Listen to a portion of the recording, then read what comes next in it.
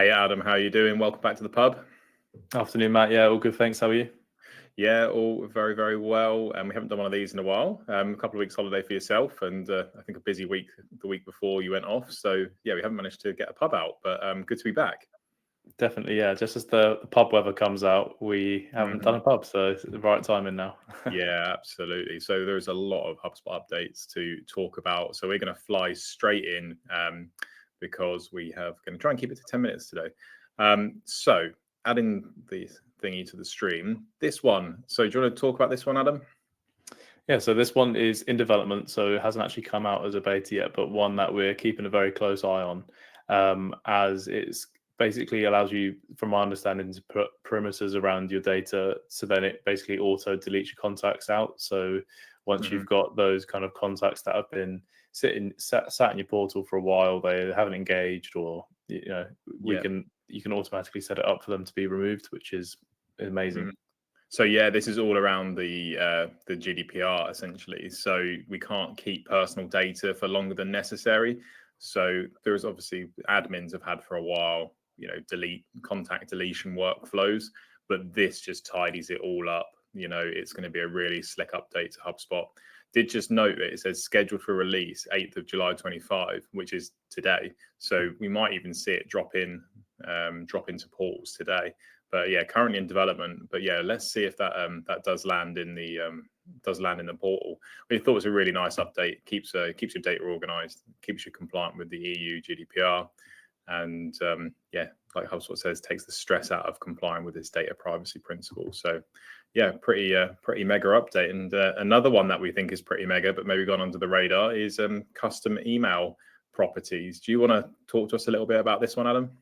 Yeah, I think this is something that people have been asking for quite a while, and it's now the ability to create properties just like you would for companies, contacts, deals, but for emails. So if Mhm. you're looking to segment your emails into, like, I don't know, a customer email or a nurture email, you can now create an email property called, I don't know, type or something like that, and just allows Yeah. you to dissect it's only limited to two fields, multi-select and drop down, but Mhm. we'll take that for now, and it's available for Pro and Enterprise. So the mass majority will have access to this. So really nice update. Yeah, I think this is really nice. Just helps keep things organized, and I think also quite nice for reporting potentially as well. So yeah, being able to dive, to dig deeper into your different emails without relying on kind of complex naming conventions. I think this is a pretty mega update. So we're back on page 4. Would you believe it? And I think whilst we're here, there's a couple of things to note around Marketing Hub Enterprise, just getting a bit of love from HubSpot again. So we've got social media approvals currently sat in private beta for Marketing Hub Enterprise. Basically, this is just making sure it goes to someone before they before it gets published. That's a pretty cool update. And then on the next page as well, AI Lookalike Lists is now in a public beta. So this is what they announced at the Spring Spotlight earlier this year about finding contacts that look like other contacts. Again, mega update this one. Again, only for enterprise. So yeah, we think enterprise is just getting a little bit of love, Adam. Definitely, yeah. That AI lookalike list is an awesome feature. So Mm. yeah, Yeah, especially if you've got a big portal, lots and lots of contacts floating around. So let's talk about this one then. So restoring property edits for bulk changes. So this is a private beta right now. We haven't got access to it on our demo portal here. But what this is doing is it's allowing super admins to revert changes that have been made. So and it's up to 7 days as well. So it's all property edits. So it says here, without a clear history of data modifications, it becomes challenging to locate the exact point of the change and revert. There's often been workarounds of export the history of the property, import it back to update it, all that type of stuff. So just a note it here, it says this will overwrite the values to the previous state, but it will not remove the history. I think that's really important. What do you think of this one? I think every HubSpot admin will appreciate this one, because it's just making their lives easier, right? If something goes wrong in an import, or somebody mistakenly overwrites data they didn't mean to, it's really simple now, or will be once this kind of we get access and goes live to revert those changes. Absolutely. So interestingly, it says here enterprise customer platform. I think that probably will just mean any enterprise hub rather than having to have the whole customer platform at enterprise. So maybe a little bit of a wording issue there, but that seems to me like that will be the case.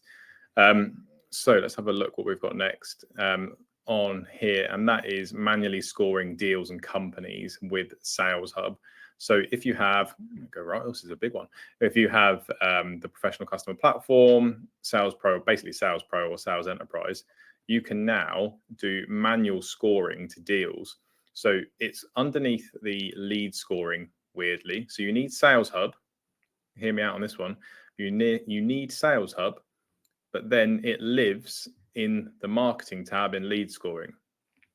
What's happening here? I think it just needs to be called scoring, right? And just be put it somewhere different. Just put it under the CRM rather than the marketing tab, because yeah, that makes absolutely zero sense to me. Anyway, long story short is that you can now score deals. So HubSpot has a deal score property. A deal score that's always been AI powered, and then now you can actually create a deal score manually. You can also create a company score, combined company score as well. As you can see, this is a this is probably the most detailed product update I've ever seen. It's more like a knowledge base article, but yeah, so you can do company engagement scores, combined company scores, and deals as well, which I think is pretty awesome. Yeah, I love to see it with the deals. Especially I'm thinking of off the top of my head, like marketing teams where they like to kind of score their deal based off of where it came from, country, job title, all that kind of stuff. You take that all into account now and kind of automatically have that consistency in the scoring of your deals, rather than doing it via workflows or having manual input. So really cool to see. Yeah, I love this one. Really, really good.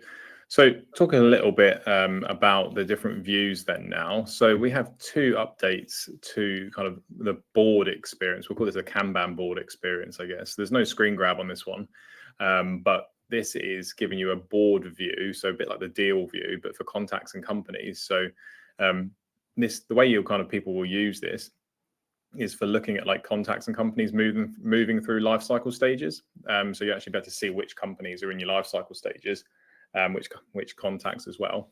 I think that's just quite powerful, really, to be able to see that in that kind of visual view.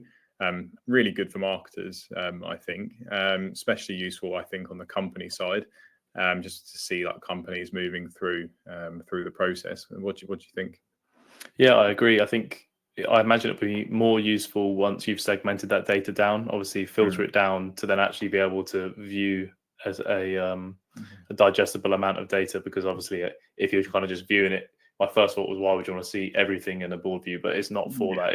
It's for once you've got something really targeted, and then you can see, like you say, where those contacts or companies sit within the life cycle stages. So a nice visual update.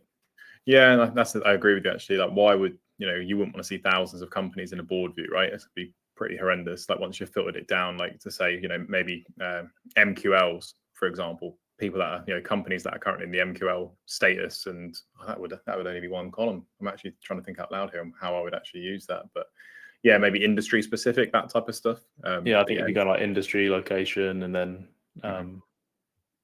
employees and stuff. But yeah, once you bring that data down, I can imagine that would be quite valuable to kind of see where they sit within your stages. Yeah, absolutely. So sales workspace upgrades, Adam, do you want to go through this one? Yeah, it keeps getting better and better. And now you can add multiple dashboards, which is great.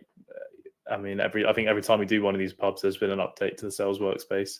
And every time we say it's becoming the go-to, like the one-stop shop for salespeople, and being able to add more dashboards certainly helps that case. So yeah, good to see. Absolutely. I was just double checking if we have access on this demo account. We don't just yet, but this is what it currently looks like. There's one dashboard, it just says dashboard. I imagine that will get an S at the end of it, at the end of after that update, and then you'll be able to maybe select the ones with a little drop down or something like that. Is what we're hoping for. So yeah, interestingly, you still need to be an admin. It says here, as an admin, you can configure and manage embedded dashboards directly from the settings space. So interesting there. I'm not sure if reps can do it themselves. They can switch between them. Okay, that's not too bad. That's good. And nice to see it's not just another admin burden there.